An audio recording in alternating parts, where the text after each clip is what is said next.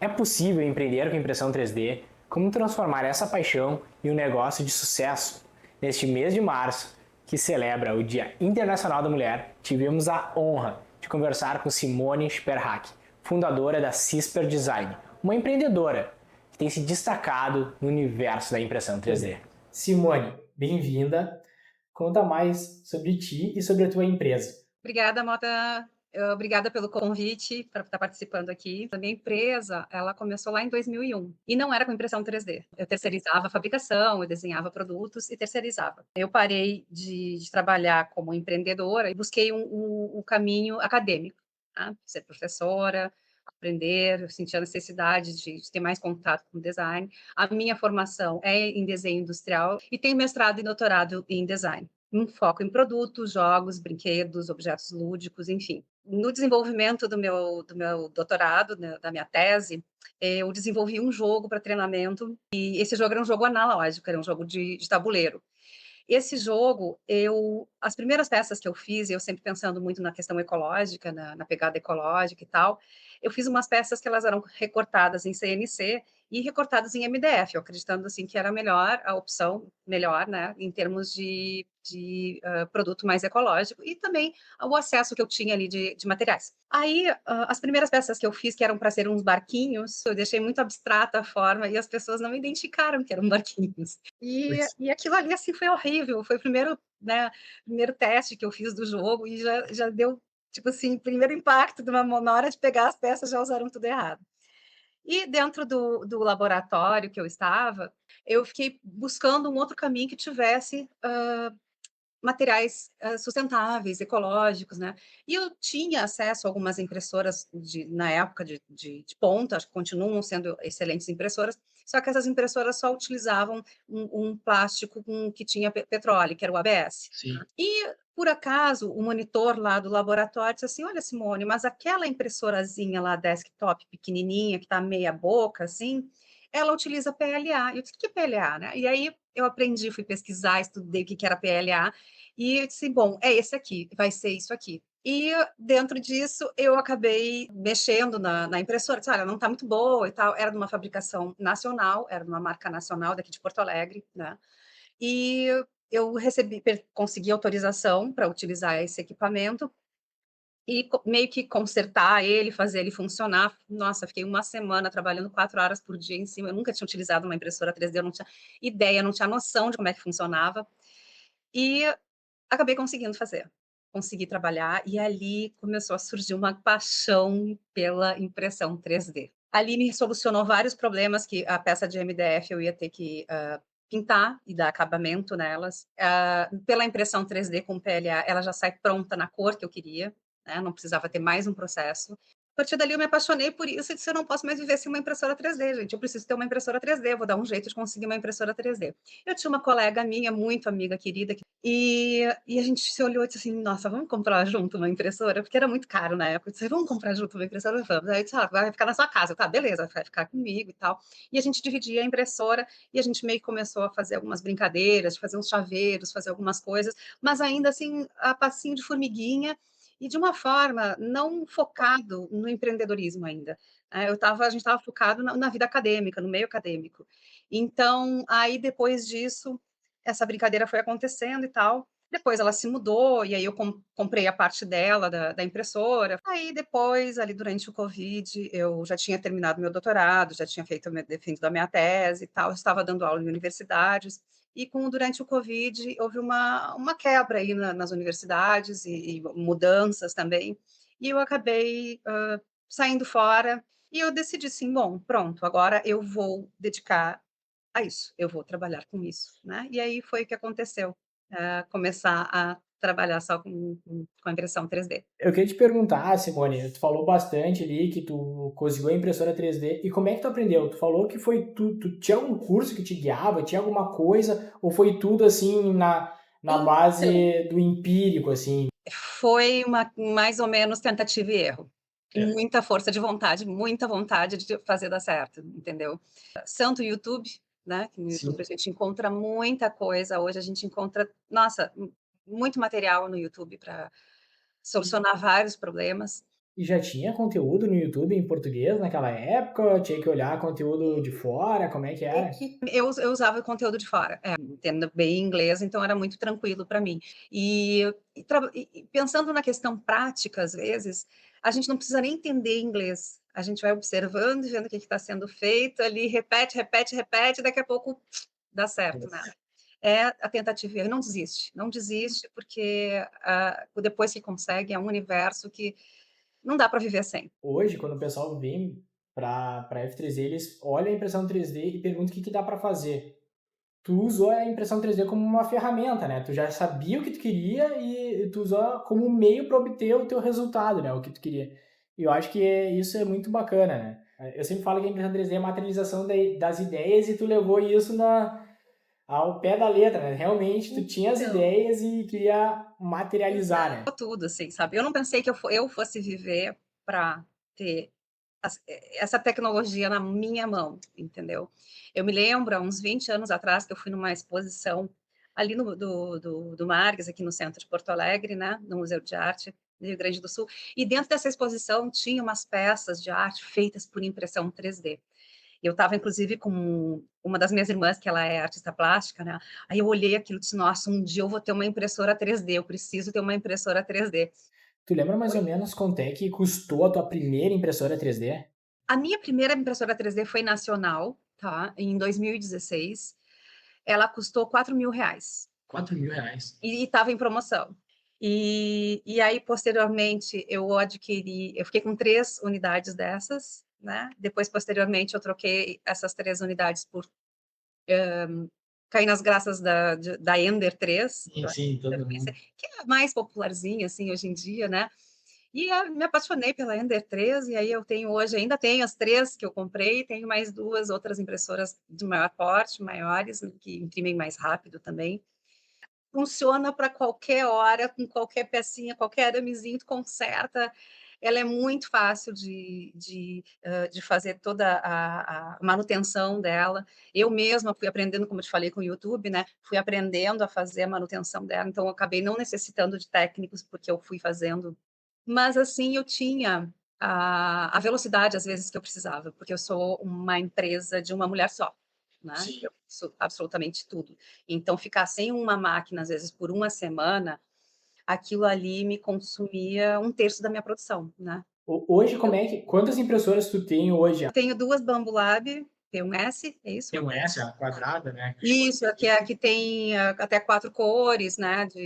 E eu mantive as 3 Ender, ainda tenho elas, né? Ainda fazem bastante, trabalham bastante para mim. Eu até brinco que são minhas escravinhas, elas trabalham 24 horas por dia, 7 dias por semana. E como é que hoje é a tua rotina de trabalho com impressão 3D? Como é que tu se organiza? Como é que funciona? Por trabalhar em home office, eu trabalho desde 2001 em home office, né? Mas eu sempre tive uma rotina de acordo como se fosse trabalhar um dia numa empresa mesmo, me organizo, me visto, me troco, às vezes já coloco as impressoras a funcionar antes mesmo de tomar meu café da manhã, né? Eu já organizo, já sei o que elas têm que produzir naquele dia. Faço a verificação de vendas, né? Reposição de estoque nas lojas colaborativas que eu participo. Sim. Faço esse levantamento. Ah, dependendo da época do mês, aí tem a questão das notas e de pagamentos e tal. Então, aí é uma questão mais burocrática mesmo, mas que não é a parte tão divertida, que não é a parte que eu gosto. A parte que eu gosto mais é de criar, de fazer, né, de produzir, daquela coisa de a gente imaginar uma coisa e dali algumas horas está na tua mão. Então, isso é o mais incrível da impressão 3D. E como é que tu desenvolve esses projetos, assim? Como é que tu faz a modelagem para chegar da ideia pro produto final? Qual o software que tu utiliza? Procuro utilizar sempre softwares open source. Eles suprem muito bem a necessidade. Tem alguns empecilhos, mas aí quando eu encontro alguma dificuldade num software, eu sou maluca dos softwares, eu vou trocando. Eu finalizo daí o produto no outro software que tem uma ferramenta melhor para isso ou para aquilo, enfim, e eu vou fazendo essa mescla. Mas para quem não tem assim uma super habilidade, ou está querendo começar e começar a criar peças, tem um software gratuito online que não precisa nem instalar no computador, que se chama Tinkercad. Ah, sim. O Tinkercad é uma delícia, é uma gostosura de brincar, de fazer. Então, para quem está começando, eu acho que aquele ali é o mais bacana. Esse conhecimento que tu tinha de desenho 3D, tu já adquiria, já sabia antes mesmo da impressão 3D, né? Tu só Eu Depois. só, eu fui, eu já utilizava SolidWorks em outras épocas, em outros tempos, para projetos. E a minha sugestão para mim também, para quem está começando, é dar uma surfada nas plataformas que têm peças prontas, né? Thingiverse, My Mini Factory. Dá uma olhada em como é que os projetos são feitos, porque a impressão 3D, às vezes, tem algumas limitações que podem ser burladas dentro do projeto, né? De repente tem que usar um suporte ou consegue desenhar a peça de uma forma, de algumas partes, que não tem necessidade de utilizar o suporte, para não gastar tanto material ou para ter um acabamento melhor. Isso tudo vai depender da necessidade, né, do projeto mesmo. Não, mas isso é muito bacana. Tu falou tanto da parte de pegar os arquivos prontos, que eu acho que é o que a maioria das pessoas fazem. Eu digo assim, quem sabe modelar em 3D tá muito à frente. Faz parte da alma da CISPER Design, né? Tu ter o desenho autoral, isso muda muito o jogo, né? Quando tu usa a tua própria ideia, aí tu vira o jogo realmente, né? Tu para de pensar em impressão 3D, como fazer algo com impressão. Eu não vendo impressão 3D, eu vendo design. Claro, exatamente. Eu acho que exatamente essa que é a pegada. Porque aí não tem. Porque a impressão 3D, se mudar o formato, se for fazer algo, voltar para MDF, fazer algo injetado, para ti não vai fazer diferença, porque a impressão 3D é um meio para obter aquilo que tu quer, né? Mas falando em design, assim, já vou. Eu vi que tu foi finalista ali de um prêmio, né? Eu fiquei muito contente, porque eu nunca tinha entrado em nenhum concurso, e eu entrei, assim, e quando eu fui selecionada, né, dos 7 finalistas ali do Brasil, Imagina. nossa, aquilo ali, para mim, eu já ganhei o Oscar, tá entendendo? Eu já ganhei o prêmio, já tô feliz, não precisa mais nada, né? Deixa eu entender, esses 7 finalistas eram um prêmio de design. Tu era Isso, a única das 7 que trabalhava com impressão 3D ou tinha mais alguém? eu era a única. Representante, então, do time da impressão 3D, número 1. Na minha categoria, eu acho que eu não vi nenhuma outra categoria. Me conta aí, como é que funciona o teu processo criativo? Como é que tu faz a tua ideia sair, tirar a tua ideia da mente e trazer ela para a impressão 3D? Como é que funciona esse teu processo criativo? Então, ele começa no rabisco no papel. Eu sou da antiga, eu adoro rabiscar no papel, eu pesquiso muito, eu busco, como eu me inspiro muito em brinquedos antigos, então eu pesquiso bastante nessa área, busco bastante referencial nesse sentido. Eu trabalho também, pesquiso junto a questão das cores, que eu acho que é muito importante também, as cores, né? E aí a gente pode falar também das cores vibrantes que os filamentos da F3D têm, que eu adoro. A partir daí, eu desenho eles, eu passo eles para digitalização, né, para um programa de CAD, um programa 3D, e eu desenho ele. Às vezes, ele em 3D não fica tão legal quanto no 2D, na imaginação, né? Então, vai tendo alguns ajustes ali. E, normalmente, eu faço uma primeira peça, né, tentando já utilizar as cores imaginadas, desejadas, né, para aquela peça. Mas o meu processo criativo é basicamente esse, eu começo pesquisando, eu estou sempre pesquisando, então às vezes é muito difícil dizer como é que tu começa, de onde é que tu tira as ideias. Sim. Está sempre em andamento, tenho sempre várias ideias, muitas ideias em andamento.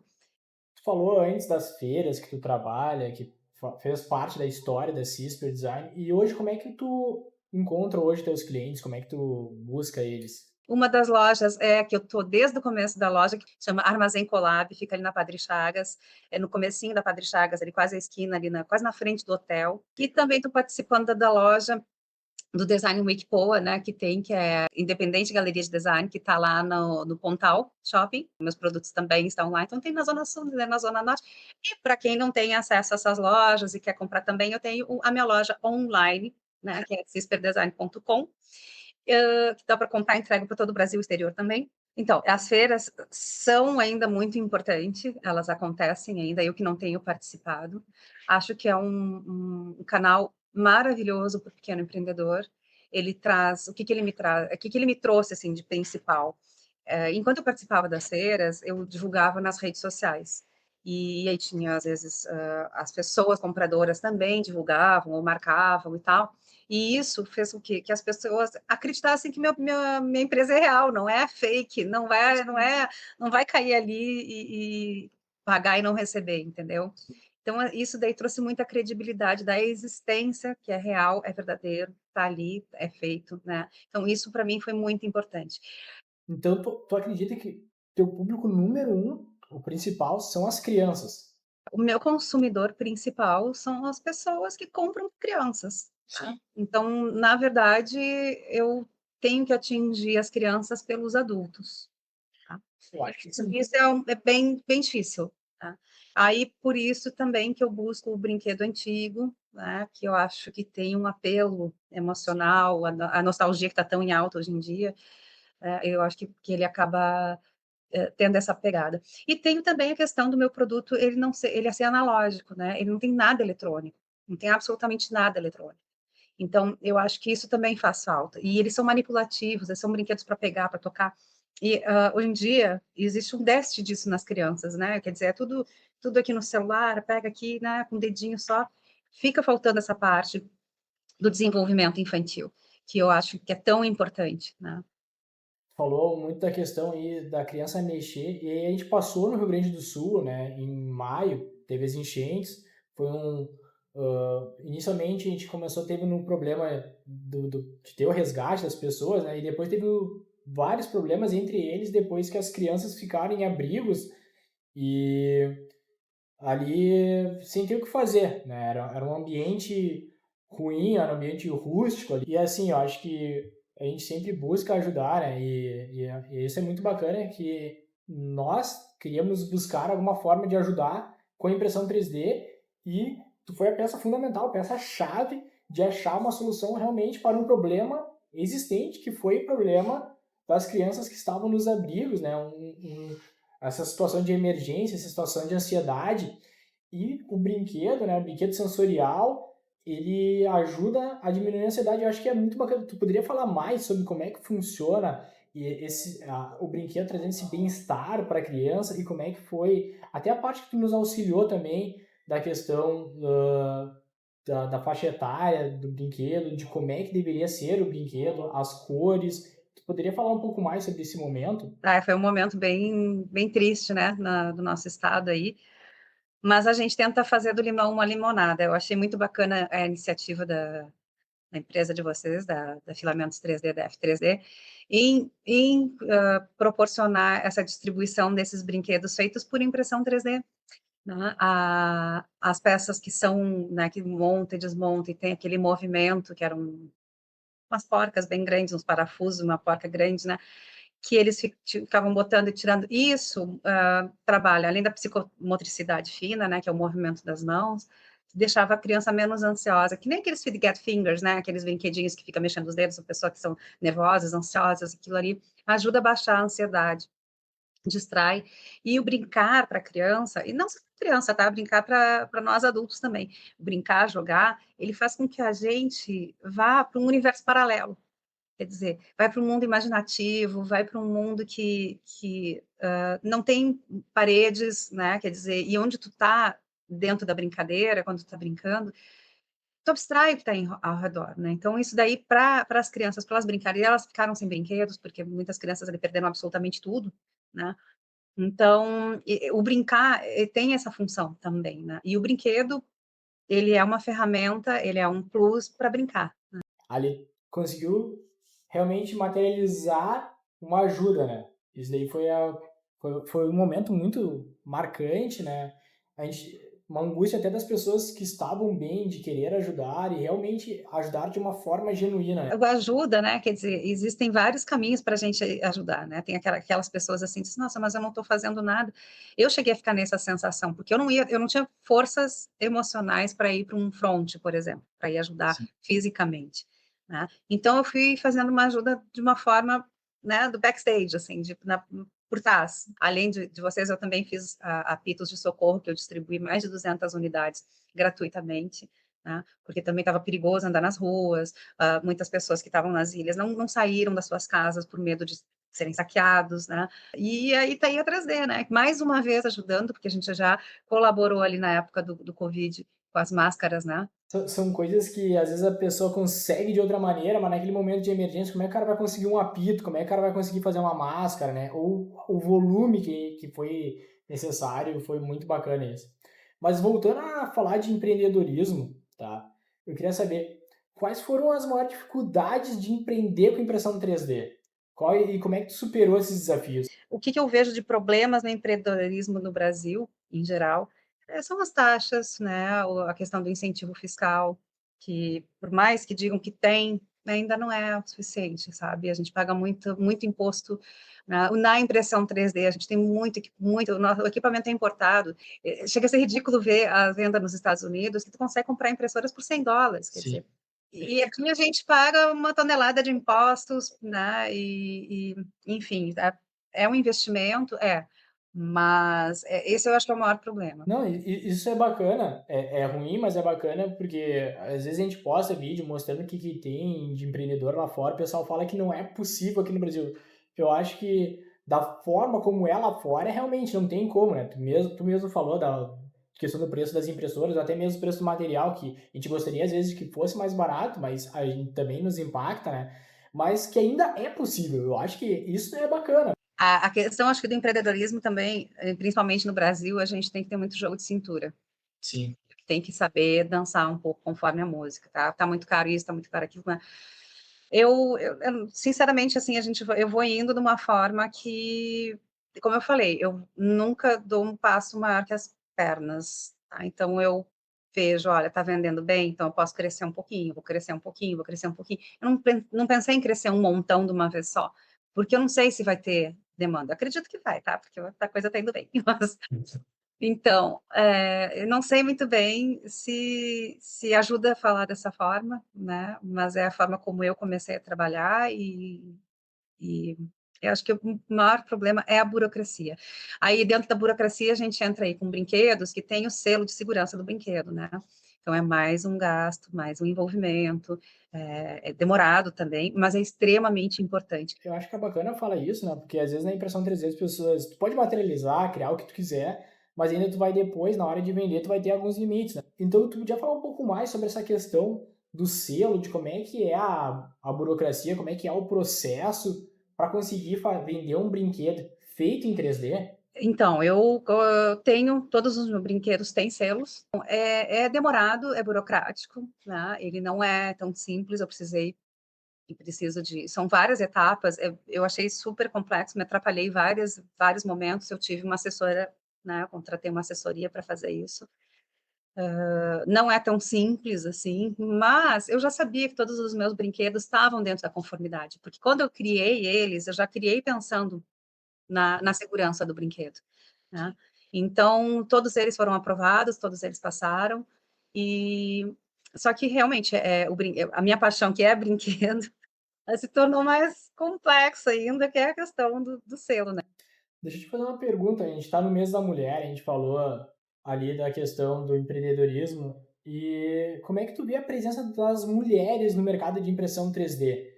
Conhece outras mulheres que empreendem? Conheço, mas são pouquíssimas. São poucas, não, são poucas, mas eu acho que está crescendo, viu? Tá Eu acho crescendo? que está crescendo.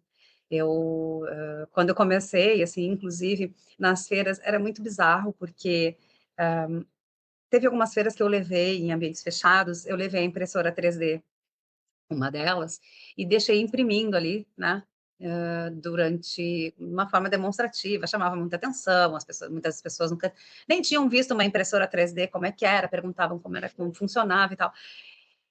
Mas muitas pessoas, e 100% masculinas, se perguntavam: "Ai, tu sabe como é que funciona uma impressora 3D?" Aí eu ficava assim: "Pois é, né, eu faço aqui, tá vendo?" Então, assim, tinha um certo preconceito de que a mulher não pode saber isso, que isso é uma área masculina. Não, não. E eu acho que o feminino está entrando cada vez mais nesse universo maker, sabe?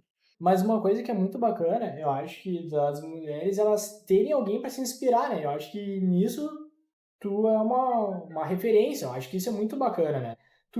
Simone, só um parênteses, tu quer mostrar as tuas peças que estão aí no cenário? Acho que seria bacana. Então, aqui eu já tinha mostrado a capivara, né, que é um bafrinho, e ela tem um encaixe aqui na lateral, como se fosse uma tampa que encaixa por dentro, ó.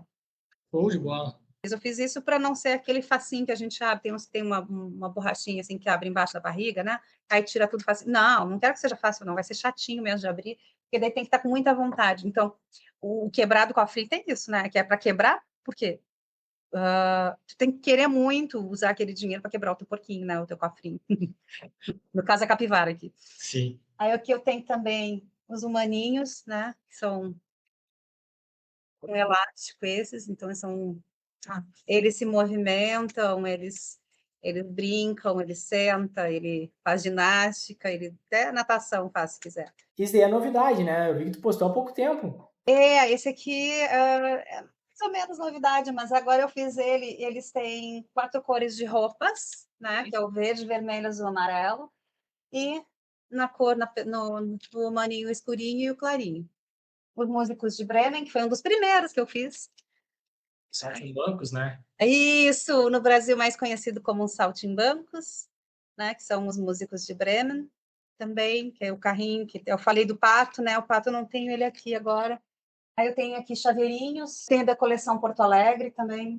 Um dos principais marcos da cidade, né? Eu vi. São pontos turísticos, assim, que eu já falei que eu amo o Brasil, amo Porto Alegre, aqui, ó, o Laçador, a Ponte de Pedra, aqui, ó, aqui, ó, Usina do gasômetro. a usina do gasômetro, a prefeitura, a antiga prefeitura que agora está virando museu, né? Aqui também do Caringe, também é licenciado Caringe, que é um monumento ao expedicionário lá da Redenção. Show de bola. Aqui são os decorativos. Aí tem esse aqui que eu ainda nem. Esse aqui eu fiz para mim, que eu falei que eu faço coisas que é para mim. Um relógio. Pá, show de bola. Também feito por impressão 3D, ó. Pode pendurar, pode botar na mesa, enfim. Muita coisa aí, nossa. Tá.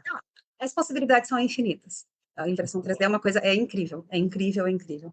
E a criatividade também é outra coisa que ela permite muita criatividade da gente fluir, assim. Para finalizar, eu queria saber assim, uma mensagem que tu deixaria para quem sonha em empreender com impressão 3D. É possível. Possível. É possível, é possível, é viável, dá para começar pequeno, não precisa ter um grande investimento, né, no começo, essa é a grande vantagem. Dá para ir crescendo aos poucos, como eu estou fazendo, assim, né? Mas, Simone, é uma história muito inspiradora. Ela envolve impressão 3D, envolve empreendedorismo, envolve design, é algo muito bacana mesmo, tá? Simone, eu queria agradecer o teu tempo. Tenho certeza que essa conversa que a gente teve vai motivar muitas pessoas a olhar, ver a possibilidade, ver que é real, que existem pessoas, né, e que fizeram empreender com impressão 3D num momento muito mais difícil, muito mais complicado. Com certeza você vai transformar ideias em realidade, né, de muitas pessoas que querem empreender. Eu acho que isso é muito bacana. Simone, muito obrigado pelo teu tempo e em nome da F3D a gente agradece de coração essa conversa. Obrigada, Matan, obrigada pelo convite, obrigada pela confiança na minha informação também, tá? Espero que realmente que as pessoas se motivem, que curtam, que entrem nesse universo que é incrível, é maravilhoso, é mágico, sabe? Obrigada pelo convite.